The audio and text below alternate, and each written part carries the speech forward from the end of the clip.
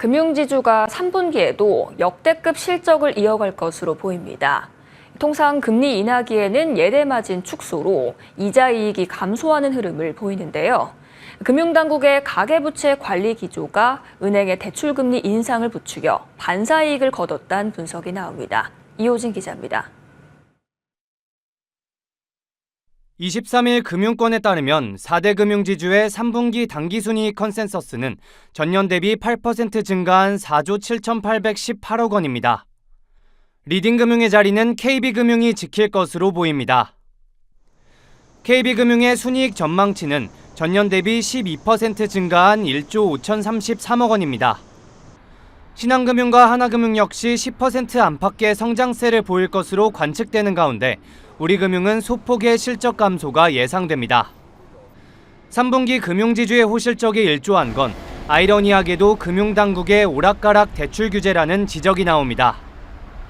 당국이 가계부채 관리를 주문하자 시중은행은 대출금리 인상으로 수요 억제에 나섰지만 스트레스 DSR 2단계 연기 등으로 막차 수요가 몰리며 대출이 오히려 폭증했기 때문입니다. 다만 이달 들어서는 가계부채가 안정적으로 관리되고 있다는 입장입니다. 9.8조 8월에 낸 거 있지 않습니까? 그거 기준으로 같은 기간에 그중에 은행 쪽만 비교를 해보니까 대략 5영업일 기준으로는 8월 대비 한 절반 정도 수준입니다. 9월에 분명히 조금 효과는 나오고 있다. 실제로 지난 19일 기준 5대 은행의 주택담보대출은 전달보다 2조 6,551억 원 증가하는 데 그쳤습니다.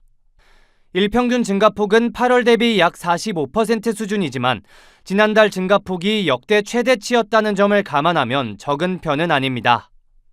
미국의 기준금리 인하에 따른 대출금리 인하 효과도 미미할 것으로 보입니다. 금리 인하 기대감이 시장금리에 이미 선반영된 데다 연간 대출 목표액을 채운 은행들이 굳이 금리를 내려가며 대출을 공급할 필요도 없기 때문입니다. 변동형 주담대 금리의 기준이 되는 코픽스는 3달 연속 하락했고 고정형 주담대의 기준이 되는 금융채 5년물 금리는 3% 초반대로 기준금리보다 이미 낮은 수준입니다. 머니투데이 방송 이호진입니다.